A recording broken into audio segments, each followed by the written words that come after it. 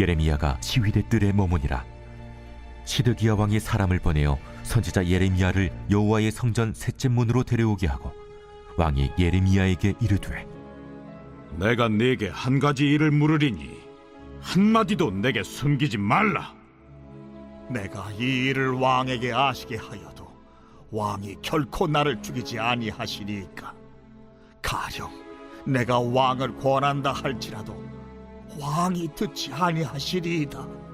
시드기야 왕이 비밀히 예레미야에게 맹세하여 이르되 우리에게 이 영혼을 지으신 여호와께서 살아계심을 두고 맹세하노니 내가 너를 죽이지도 아니하겠으며 네 생명을 찾는 그 사람들의 손에 넘기지도 아니하리라. 만군의 하나님이신 이스라엘의 하나님 여호와께서 이와 같이 말씀하시되 내가 만일 바벨론의 왕의 고관들에게 항복하면 내 생명이 살겠고 이 성이 불사름을 당하지 아니하겠고 너와 내 가족이 살려니와 내가 만일 나가서 바벨론의 왕의 고관들에게 항복하지 아니하면 이 성이 갈대아인의 손에 넘어가리니 그들이 이 성을 불사를 것이며 너는 그들의 손을 벗어나지 못하리라 하셨나이다. 나는 갈대아인에게 항복한 유다인을 두려워하노라. 염려하건대 갈대아인이 나를 그들의 손에 넘기면 그들이 나를 조롱할까 하노라. 그 무리가 왕을 그들에게 넘기지 아니하리이다. 원하옵나니 내가 왕에게 하려는 바 여호와의 목소리에 순종하소서. 그리하면 왕이 복을 받아 생명을 보전하시리이다. 그러나 만일 항복하기를 거절하시면 여호와께서 내게 보이신 말씀대로 되리이다.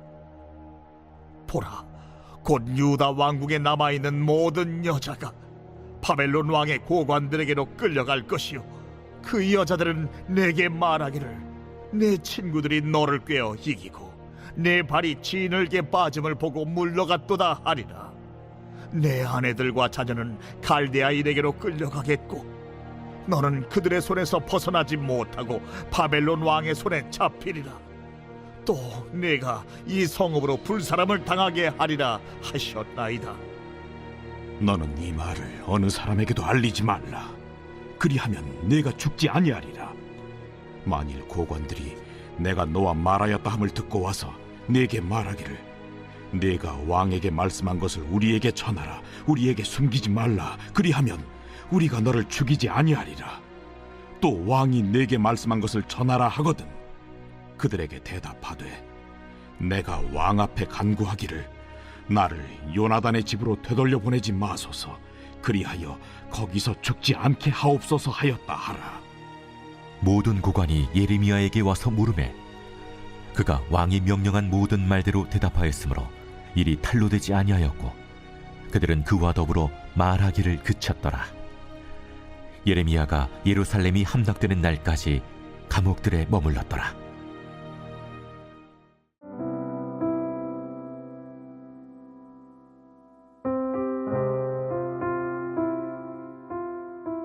오늘 본문 말씀은 시드기야 왕과 예레미야의 두 번째 만남에 대한 이야기입니다.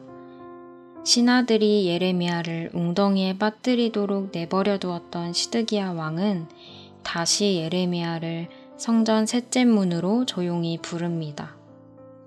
시드기야는 예레미야에게 비밀히 여호와의 뜻을 묻는데요. 예레미야는 이전에 말씀을 전하다가 죽을 뻔했던 경험이 있음에도 불구하고 다시 시드기야 왕에게 담대히 여호와의 뜻을 전합니다.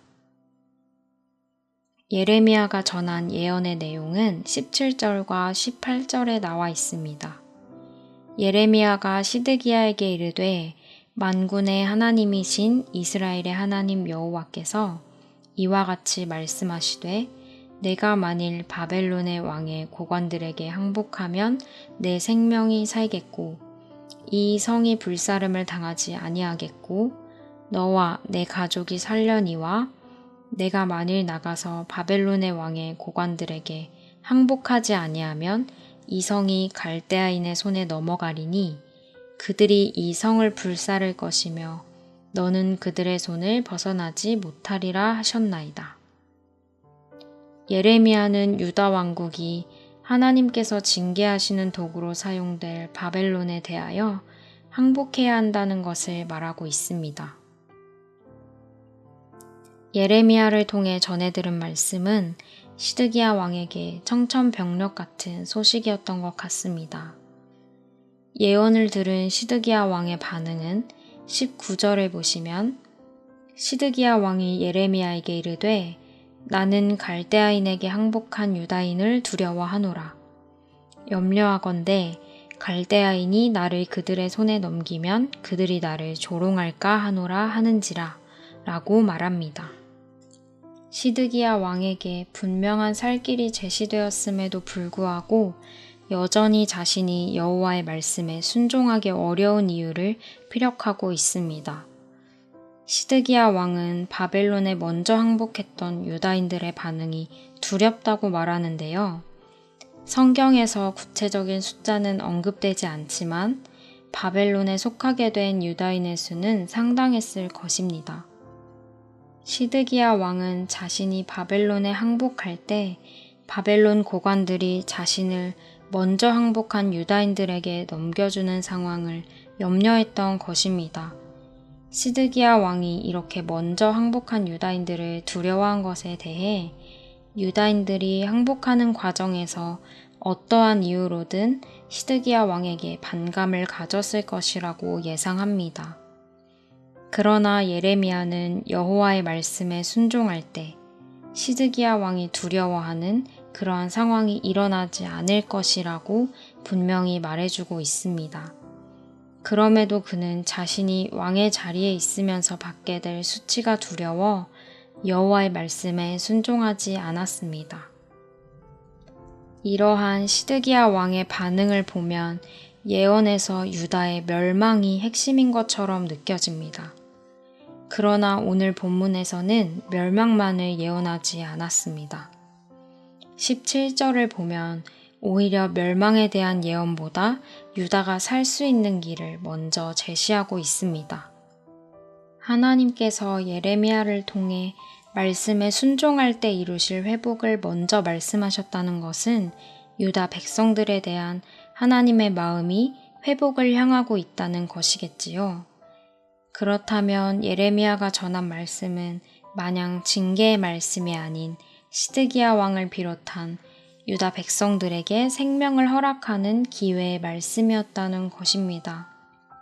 오늘 말씀을 대하는 시드기야 왕의 모습을 보며 우리가 말씀을 대하는 자세를 돌아보기를 원합니다. 하나님의 말씀보다 더 두려운 것이 있나요? 혹은 나를 향한 회복과 징계의 말씀들을 외면하고 미룰 만큼 더 염려되는 상황이 있으신가요? 때때로 우리는 생명을 살려주시려는 말씀 앞에서도 나의 것을 주장하게 되는 연약함을 보게 됩니다. 그러나 하나님께서는 오늘 분명히 말씀하십니다. 여호와의 말씀에 순종하면 내 생명이 살겠고 그렇지 않으면 멸망의 길로 가게 된다는 것을요.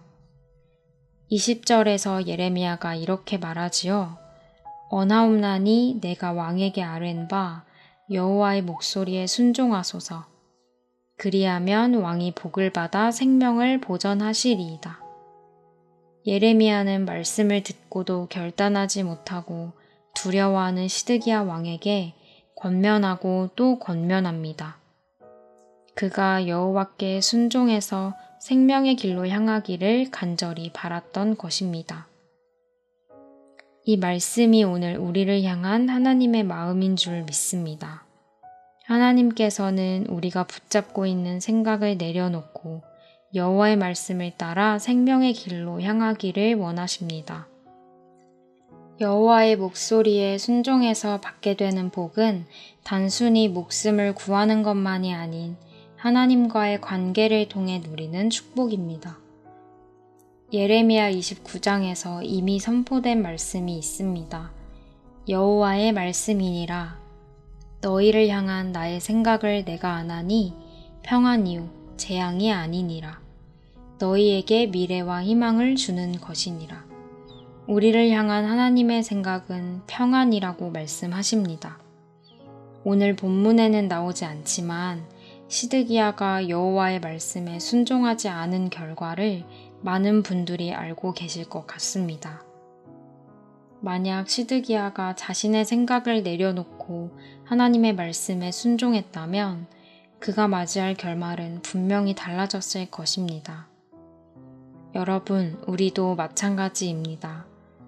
하나님 앞에서 여전히 붙잡고 있는 생각과 여호와를 따르기를 거부하게 만드는 그 마음을 내려놓고 오직 하나님께서 허락하시고자 하는 회복과 평안의 말씀을 의지하여 나아갑시다. 지금 생각나는 여전히 망설이게 되는 일이 있으신가요? 아주 작은 일이라도 딱 한 가지라도 결단하고 도전하며 여호와의 말씀으로 삶이 회복되는 것을 경험하고 상하고 메마른 심령의 갈증이 해갈되는 한 주가 되시기를 간절히 소망합니다. 기도하겠습니다. 하나님, 여전히 포기하지 않으시고 회복의 말씀을 허락하시니 감사합니다. 그럼에도 우리는 종종 하나님의 말씀에 순종하기 어렵다고 말하며 여러 가지 이유를 주장하게 될 때가 있습니다.